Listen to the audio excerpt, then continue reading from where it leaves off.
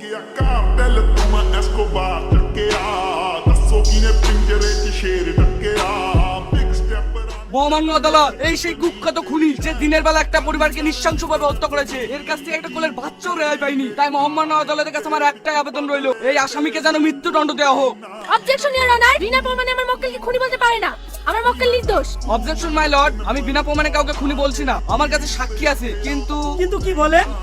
আমার সাক্ষী হচ্ছে ইন্সপেক্টর সামাদ। উনি এখন ব্যাঙ্গোবারের আসামি ধরতে গিয়েছে। তাই মহামান্য আদালতের কাছে আমি কিছুদিন সময় চেয়ে নিচ্ছি।